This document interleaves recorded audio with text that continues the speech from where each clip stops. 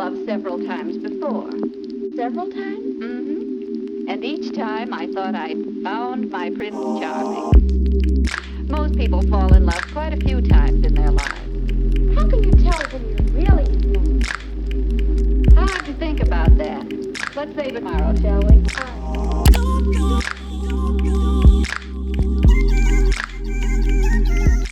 This is going to be the third time that I filmed this video. So at this point, I'm currently over it. So here we are again, third time lucky. This time, even if my wig is falling off, which it kind of is a little bit on this side, this is getting uploaded, okay? All right, I really want this video to be just comfortable, relaxed, intimate. Yeah, well, I'm even literally sitting on my bedroom floor. Like, this is a FaceTime call between you and me. We're best friends right now. To jump right into the video after my waffle that nobody asked for. Bestie, we're gonna be talking about how to get out of a slump, a low mental phase, and just get the party in your life started, because I just feel really blessed that I am in the position that I can speak about the light at the end of the tunnel, because I'm currently in that light and it feels so good. And I can speak on it because I've been there. I'm literally speaking from my personal experience, and that feels really good. It feels really good to be genuine with you guys. And also, I hope it feels encouraging. Like, I'm really happy that you have me as an example. So it's like, if anybody else in your life seems like, you know, they always have everything together, you know, they never go through a slump, you can at least watch this video and be like, this girl on my screen went through a 3-week slump and she's here talking about how she got herself back up, so I can get myself back up too. And that's literally all this video is about. Before I dive in, I want to just talk about exactly what a slump is, just so that we're clear, just in case you clicked on this video by accident. God sent you if you did, but another story for another day. So a slump is literally just a decline or a fall. I actually did Google the definition of slump, and this is one of them. A substantial decline or fall. That is like the definition of a slump. So when you connect that with mental health, it's basically literally a decline in your mental health, the lack of motivation, not enjoying things that you usually enjoy. It takes a lot to do basic things. Then yeah, you're probably in a slump, but it's okay. I've got news for you. You can get out of it, because I'm gonna tell you how. How about that? It's barking, mate. The beginning of November, I went into a crazy slump. It was as far as depression. It was so bad. I literally didn't leave my room. I didn't eat. I didn't go out. I didn't talk to my friends. I literally isolated myself from the whole entire world, and I was able to get out of it from these 5 steps that I'm gonna let you know. And that is why it means so much to me to be able to make this video, because I done it. Like, I did it. Like, now, you know when you look back and only you know how bad it was? I just feel so gassed. Like, truly, I feel so happy that I'm ending 2022 on such a mental high. Like, I feel great. I feel amazing. So step number 1 is clean your environment. The reason why I put this as step number 1 is because a clean environment equals a clean headspace. I wrote this in my last video, so make sure that you check out that video, which is where I literally took the camera with me in the vlog style and I showed like how I did all these steps. I'm telling you now, it's not only the fact that your space is clear, which makes it easier to sort of just breathe and get on with things, it will also feel amazing to tick one thing off. It'll feel amazing to clean your room and to look around and feel like I did that. So now I can do other stuff. It's like, yep, if I can get up and tidy my room, then yeah, I can go out, I can be productive, it's literally just like a step in the right direction, which is why I always say start with clearing your environment. It also stops distractions, because what our brain likes to do is it likes to find things to procrastinate with. So you could be like lying in bed, you're all down, all depressed, and your room is a tip, yeah? And you think, oh, do you know what? Let me just pick up my laptop and try and do some work. The moment you pick up your laptop, your brain's gonna go, oh, why don't you just wash the dishes? Oh, why don't you just clear those clothes?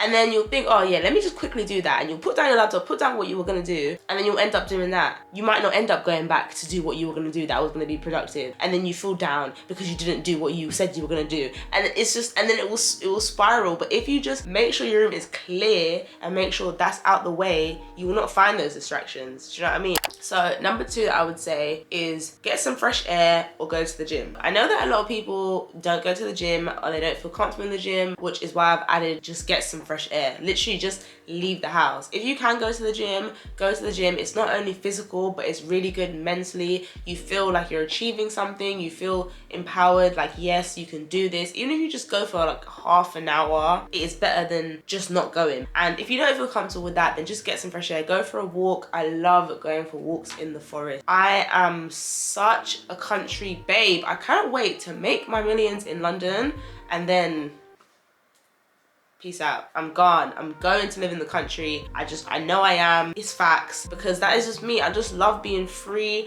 I love being just out in the open. It makes me feel so much better. Even as I'm sitting in my room right now, I'm thinking, oh, get me there. And you might not be necessarily a nature person. You might hate all that stuff, or I used to. But when the fresh air is against your skin, it's gonna feel so much better than when you're just in bed with the duvet over your head watching Netflix. I love Netflix too. Trust me, I do. But you need a balance. You need a break.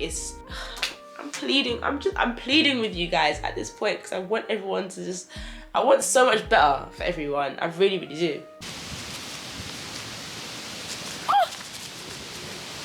Oh my God. It was coming to me. Oh my God. No, guys, I was trying to film this, but why is it? No, stop it.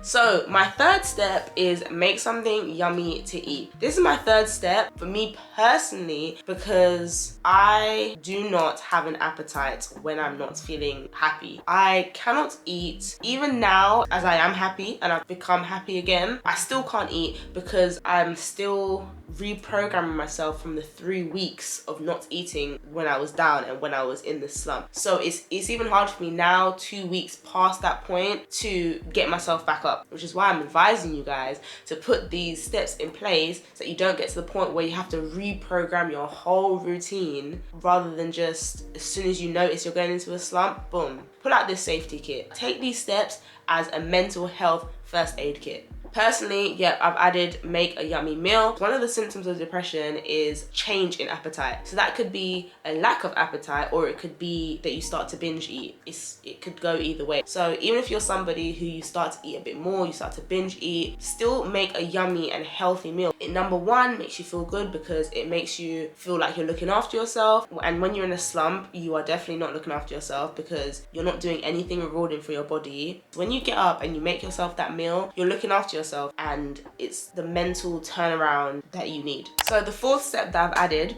is plan/journal. So the key to this step is making realistic plans. If you make unrealistic plans, you are going to feel very demotivated. It's gonna be the downhill spiral rather than the uphill climb that we're trying to achieve. And when I say realistic as well, I'm not saying that to crush dreams, because I believe that if somebody is telling you that you're dreaming too big, you're literally just asking the wrong person. Word to Kris Jenner, I think that quote's from her. I set huge goals for this year, which, don't get me wrong, if I hadn't have had such a mental battle this year, I genuinely feel like I could have achieved them. But throughout the year, I was feeling like, oh my God, I'm not ticking off any of my goals. I'm not achieving any of my goals. And then I started to realize, do you know what? I need to break down my big goals. So then when it's like I'm not achieving the big goal, that's fine, but at least I'm achieving the little goals. And a lot of people will say, why do I have to write it down? Why can't I just think about my plans and have them in my head? The reason why a pen and a paper is so much more efficient is because you can constantly come back to it and you can constantly cross-reference. And also as well, it's just like a declutter. Why would you want to keep everything in your brain?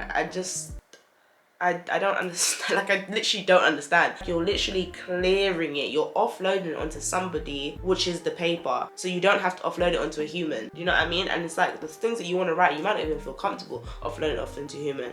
Which brings me into journaling. Journaling is one of the key top tips. Any video you watch about mental health is probably 98% going to tell you to journal. And the reason why is because you're getting your emotions out. Not everybody has access to counseling. Not everybody everybody has access to therapy, but with a journal, you can get everything you want to say down, and you don't have to feel the guilt or that you're hassling somebody or you're a burden to somebody, because the pen and the paper is not going to turn around to you and say whatever. Me personally, why I love journaling is because I love to document things. I love to be able to look back and say, rah, I was feeling crazy. Like at that point, I've actually had the same diary since about 2013 or so, 2012 maybe. So I was around like 14, 15 at the time.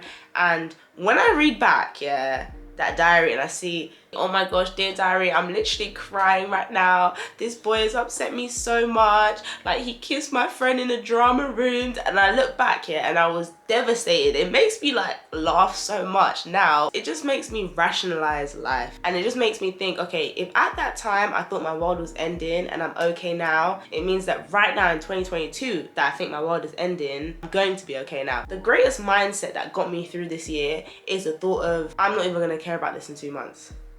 I'm not even gonna care about this in 3 years. Like, this is gonna pass. Like, if I never had the this is gonna pass mentality, gone. That is why I would definitely say journal, so that you can have something to reflect on. And I would also say plan, so that you can have something to look forward to. So my fifth and final step is to call your friend / if you're ready for it, meet up with your friends. When I was feeling down, I literally isolated myself from everybody. Only my mom, and that's because I live with her and she's actually kind of funny, so she actually made me feel like a lot better in the smidgets of time that she used to barge into my room unannounced anyway. But literally apart from that, I wasn't answering calls, I wasn't replying to messages, I was seeing the messages, but I just never even had anything in me to give. Like, I was so broken and so just feeling like life was just battering me.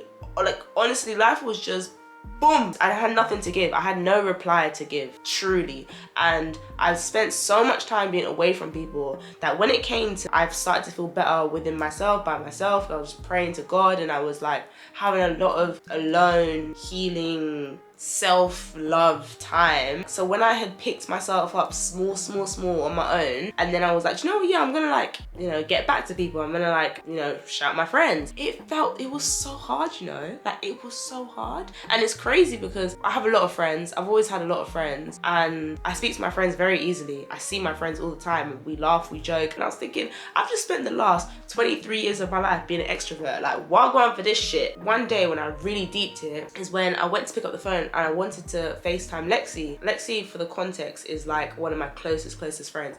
I went to call her, and like I was starting to feel so anxious just about calling her. Like, and I can't even tell you the amount of times I've spoken to Lexi on FaceTime, probably 1,500 billion, and like I felt so like nervous to just press the call. I don't know what I was thinking because I can't even tell you, but it's because I'd been genuinely so isolated. So when you feel like you're in a slump, you're in the initial stages, call that friend. You don't have to speak about what you're going through, because I think that's why I avoided speaking to people, because I just had nothing to say. I didn't want to say how I was feeling. I didn't want to explain myself, which is why I just avoided it completely. Just pick up your phone and talk about anything. Even if it's for 10 minutes, it will take your mind off of your situation. Ask your friend how they're doing as well, because you never know. They could equally be going through something, and hearing about their struggles could make you feel like you're not alone and make you feel like maybe you can even speak to them. Human engagement helps a lot. We are not an island. We cannot survive on our own. We're literally like made to be with each other. I think a lot of thing that keeps us going is like memories and making memories. And when you're older,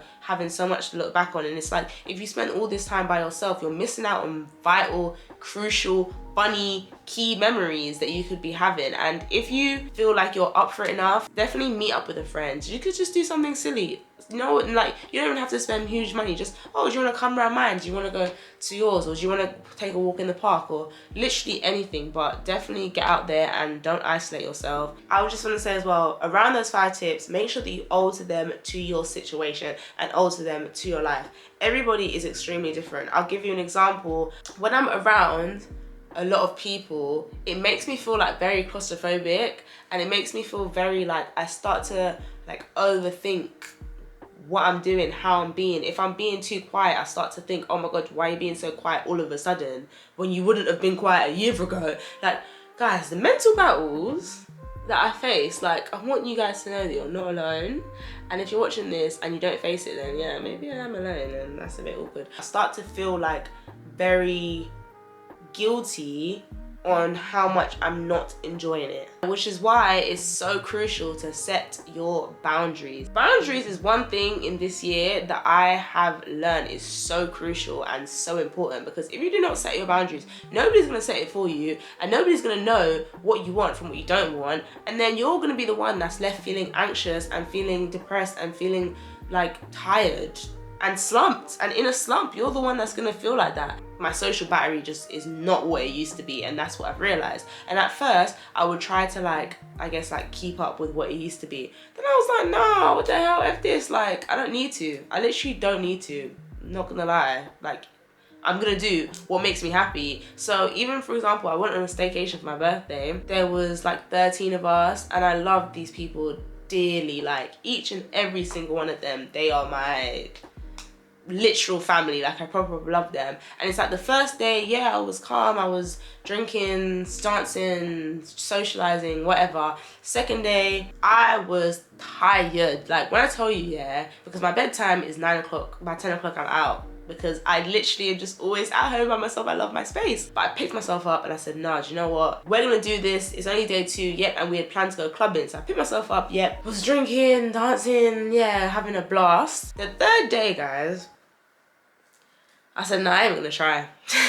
I'm not even gonna try. Like, I just had to set that boundary of, you guys are welcome to do what you want to do. Have your fun, drink your drinks, laugh your laugh, and shout your shouts. Like, it's okay. And I just lied on the sofa and I just watch movies, because that's what I enjoy doing. I love spending my time watching movies. But it's just an example of like catering these 5 steps to you. So even though I have meet up with a friend and socialize, do it within your boundaries and do it within what you're comfortable with.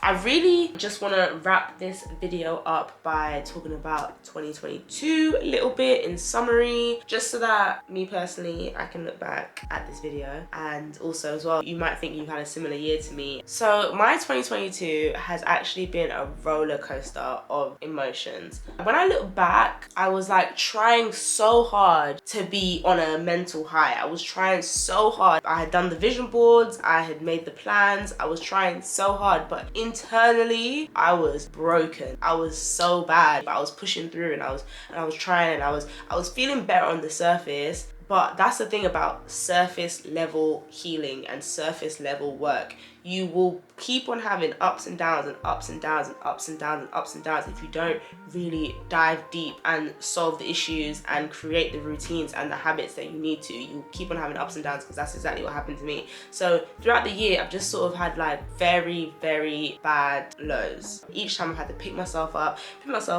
and throughout that, I've managed to gauge a routine and the 5 steps that help for me, which I've now told you as well, so you can, that dab was disgusting, so you can benefit from it as well. My bonus tip number 0, because it's even higher than 1, is pray to God. Pray to God, read the Bible. My Bible literally stays right here by my bed. This is my bed, if you didn't know. Literally stays right here. It's the first thing that I pick up in the morning, obviously after my phone, if you're gonna be technical when I check the time. But yeah, pick it up, read it, and it's amazing. And I always feel way better after I do it. So I'm gonna wrap it up there. I hope that you enjoyed this video. Let me know if you want more sit down videos. I'm gonna do them regardless if you let me know or you don't let me know. So it is what it is. And I really enjoyed filming this. I really enjoyed talking to you guys. Yeah, I'm gonna keep going. Even when this video gets bloody, you know what, I'm not gonna speak into that. I was gonna just be negative just then, and I was gonna say a low number, but it doesn't matter. It's not about the numbers. We're not here for that, baby girl. But yeah, follow me on Instagram. I post daily stories. Love my stories, you will love them too. And yeah, thank you so much for watching this video. I will probably see you in the new year. I don't know if I'm gonna post before the new year is over, so if I don't, then happy new year.